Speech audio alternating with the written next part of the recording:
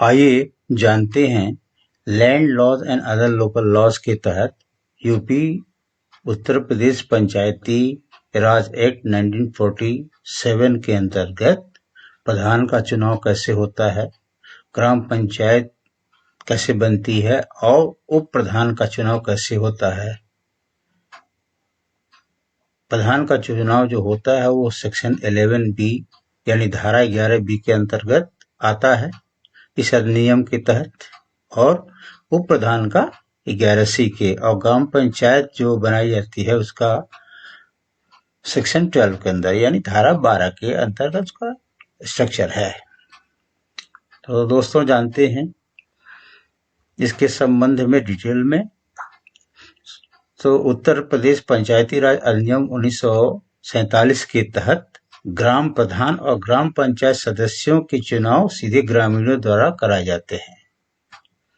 ग्राम प्रधान और ग्राम पंचायत जो सदस्य हैं उनका चुनाव सीधे ग्रामीणों द्वारा कराए जाते हैं। प्रधान का चुनाव सीधे होता है जबकि उप प्रधान का चुनाव ग्राम पंचायत सदस्यों द्वारा अप्रत्यक्ष रूप से किया जाता है। जो ग्राम पंचायत के सदस्य होते हैं उन्हीं में से उप प्रधान चुना जाता है। कार्यकाल जो होता है ग्राम सभा का वो आमतौर पर 5 वर्ष का होता है। अब कैसे हम निर्धारित करेंगे? पहली बैठक की तारीख से 5 वर्ष, जो कि धारा 12(3) में कहा गया है। अब आता है असफल चुनाव। मान लीजिए चुनाव जो कराया गया वो असफल रहा, कुछ कमियां रह गई या चुनाव हुआ ही नहीं, रिक्तियां। यदि प्रधान निर्वाचित नहीं होते हैं या यदि आम चुनाव के दौरान कुल सदस्यों में से 2/3 से कम सदस्य निर्वाचित होते हैं तो क्या होगा? तो राज्य सरकार या कोई अधिकृत अधिकारी अधिकतम 6 महीने की अवधि के लिए एक प्रशासनिक समिति या एक प्रशासक नियुक्त कर सकता है, क्या ग्राम सभा को चालू कर रखने के लिए, चलने के लिए रख सकता है। 6 महीने तक का ये प्रावधान हो सकता है अधिकतम। उसके बाद दोबारा चुनाव करा करके एक ग्राम सभा बनाई जाएगी। धारा 11 क्या कहती है? धारा 11A के अनुसार प्रतिवर्ष 2 आम बैठकें जनरल मीटिंग आयोजित किया जाना अनिवार्य है। कब कब? एक खरीफ की कटाई के बाद और एक रबी की कटाई के बाद, जिसकी अध्यक्षता कौन करता है? ग्राम सभा का प्रधान, उसके द्वारा अध्यक्षता की जाती है। असाधारण बैठकें जैसे कंटिजेंसीज हैं, जैसे जरूरत पड़ गई बैठक कराने के लिए, तब क्या होगा? प्रधान को ग्राम सभा की असाधारण आम बैठक किसी भी समय वो करा सकता है। यह प्रधान को पावर दिया गया है, उसके पास ये शक्ति है कि वो बैठक करा सकता है। या 1 से 5 सदस्यों के लिखित अनुरोध या कोई निर्धारित प्राधिकारी है जो ग्राम सभा की तरफ से, उसके लिखित अनुरोध प्राप्त होने के 30 दिनों के भीतर बैठक करना अनिवार्य है। बुलाने का अधिकार है, अनिवार्य बुलाने का अधिकार है। आरक्षण धारा 11A, इसमें आरक्षण के संबंध में प्रधान के पद जो हैं वो कई होते हैं जिले में। तो प्रधान के पद में आरक्षण नीति के अनुसार अनुसूचित जाति, अनुसूचित जनजाति और पिछड़े वर्गों के लिए आरक्षण का प्रावधान है, जिनमें से कम 1/3 महिलाओं के लिए है। वो महिलाएं कौन हो सकती हैं? जो भी महिलाएं हैं, चाहे वो आरक्षित वर्ग से हो और या अनारक्षित वर्ग से, आरक्षित श्रेणियों की महिलाओं सहित सारी महिलाओं के लिए महिलाओं की जो सीट होगी वो 1/3 प्रधानी की सीट होनी चाहिए, आरक्षित हैं। उस पर केवल महिला ही प्रधान बन सकते हैं, यानी महिला ही प्रधान नियुक्त होंगे। अब आते हैं दोस्तों प्रधान का चुनाव। प्रधान का चुनाव धारा 11B में दिया गया है। ग्राम पंचायत के प्रधान या अध्यक्ष कह लीजिए का चुनाव ग्राम सभा के सदस्यों, गांव के सभी पंजीकृत मतदाताओं द्वारा सीधे किया जाता है। प्रधान अध्यक्ष के रूप में कार्य करता है और उसका कार्यकाल ग्राम पंचायत के कार्यकाल के साथ ही समाप्त हो जाता है, जो कि आमतौर पर 5 वर्ष का होता है। प्रधान ग्राम पंचायत के प्रमुख के रूप में प्रधान क्या कर सकते हैं? प्रधान बैठकों की अध्यक्षता कर सकते हैं, प्रशासन और विकास कार्यक्रमों के कार्यान्वयन के लिए जिम्मेदार होता है। ये जो भी विकास के कार्यक्रम भारत सरकार या राज्य सरकार द्वारा दिए जाते हैं, उसका कार्यान्वयन करना एक प्रधान की जिम्मेदारी होती है। और जो 2 आम बैठकें हैं या असाधारण बैठकें हैं, उनका भी वह प्रधान ही अध्यक्षता करता है। उप प्रधान का चुनाव धारा 11C में इसका प्रावधान है। धारा 11C में उप प्रधान के चुनाव का प्रावधान है।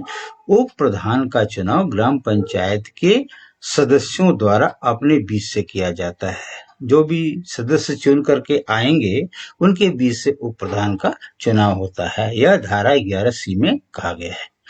अब ग्राम पंचायत के जो सदस्य हैं, इनका तो चुनाव पंजीकृत मतदाता द्वारा सीधे किया जाता है।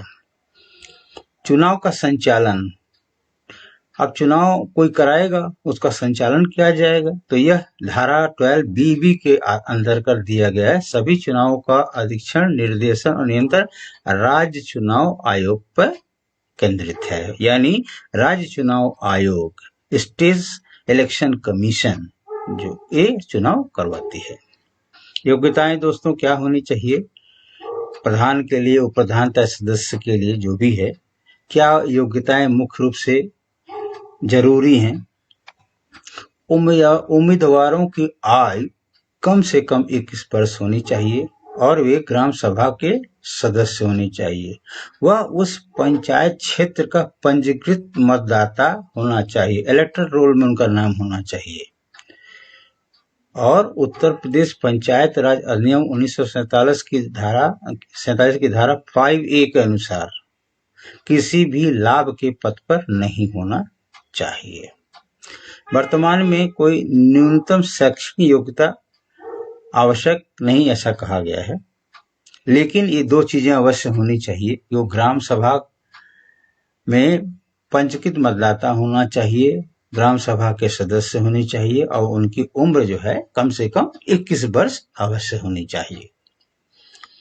अब आता है प्रधान को हटाने का क्या प्रावधान है। मान लीजिए प्रावधान आप ठीक से काम नहीं कर रहे हैं या काम सही ढंग से वो नहीं कर रहे हैं या उनके प्रति कोई भेदभाव पैदा हो गया है, तो उनको हटाने का क्या है प्रोसीजर?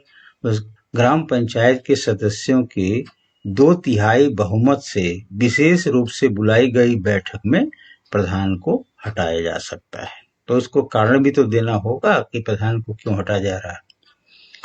उप प्रधान को हटाना, प्रधान को तो धारा 14 के अंतर्गत हटा दिया गया है, 2/3 बहुमत के विशेष रूप से हटाया जा सकता है। उसी तरह उप प्रधान को भी 14 के में आवश्यक बदलाव, धारा 14 में आवश्यक बदलाव करने के बाद, जिसको लैटिन में म्यूटेटिस मुटेंडिस कहते हैं, इसका अर्थ होता है आवश्यक बदलाव करने के बाद, जिसके तहत हम पहले प्रधान को धारा 14 में हटाते हैं, उसी तरह कुछ बदलाव करके हम उप प्रधान को भी उसी धारा के अंतर्गत 2/3 बहुमत से हटा सकते हैं। अब दोस्तों आते हैं कि धारा 12 क्या है। धारा 12 जो है ग्राम पंचायत का गठन इसमें होता है। ग्राम पंचायत जो बनाई जाती है उसके गठन के प्रावधान दिए गए हैं धारा 12 में। उत्तर प्रदेश पंचायती राज अधिनियम 1947 की धारा 12 ग्राम पंचायत का गठन करती है, जो ग्राम सभा की कार्यकारी संस्था है। धारा 12 में ग्राम पंचायत की संरचना, सदस्य संरचना और लोकतांत्रिक व्यवस्था का निर्धारण किया गया है। इसमें एक प्रधान और निर्वाचित पंचों सदस्यों की स्थापना की गई है, जो क्षेत्रीय निर्वाचन क्षेत्रों से सीधे चुने जाते हैं। सदस्यों की संख्या क्या होगी? जनसंख्या के आधार पर 9 से 15 तक हो सकती है, जिससे प्रतिनिधित्व सुनिश्चित होता है। यानी कि जितनी बड़ी जनसंख्या उतने नंबर सदस्य हो सकते हैं। सदस्य का जो आवंटन किया कि किस ग्राम सभा में कितने सदस्य हो सकते हैं, ये दोस्तों अभी बताया गया है। अधिकतम अगर जनसंख्या 1000 की है तो 9 सदस्यों को निर्वाचित करना पड़ेगा। अगर यह संख्या 1000 से 2000 है तो 11 सदस्य होंगे।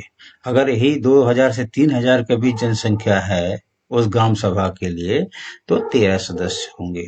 और अगर 3000 से अधिक जनसंख्या है उस ग्राम सभा के लिए, एक ग्राम सभा में एक से ज्यादा गांव हो सकते हैं, ग्राम हो सकते हैं, तो इसीलिए ऐसा कहा गया है। तो 3000 से अधिक अगर जनसंख्या है तो उसके लिए 15 सदस्यों का चुनाव होगा। बाकी आपका जो है प्रधान और उप प्रधान तो होता ही है, साथ में इतने सदस्य होंगे जो कि जनसंख्या के हिसाब से तय किए जाते हैं, जिनकी संख्या 9 से 15 तक हो सकती है। कार्यकाल एवं चुनाव, जैसे दोस्तों मैं पहले भी बता चुका हूं कि ग्राम पंचायत का जो कार्यकाल है वो सामान्यतः 5 वर्ष होता है और चुनाव जो है राज्य चुनाव आयोग द्वारा आयोजित किए जाते हैं। तो दोस्तों ये था कि ग्राम सभा क्या है, उसका गठन कैसे होता है और सदस्यों की संख्या क्या होगी, प्रधान का चुनाव कैसे होगा, उप प्रधान को किसका चुनाव कैसे होगा, उप प्रधान और प्रधान को कैसे हटाया जा सकता है और प्रधान उप प्रधान या सदस्य बनने की योग्यता क्या हो सकती है, उस पर मैंने संक्षेप रूप में, विस्तृत नहीं संक्षेप रूप में चर्चा की है इस वीडियो में। दोस्तों आशा करता हूँ ये वीडियो आपको बहुत पसंद आएगा। इसके कंटेंट एग्जाम पर्पज से मैंने बनाया है ताकि एग्जाम के कुछ क्वेश्चंस इसमें जो अगर आए तो आपको सहायता मिले इस कंटेंट से।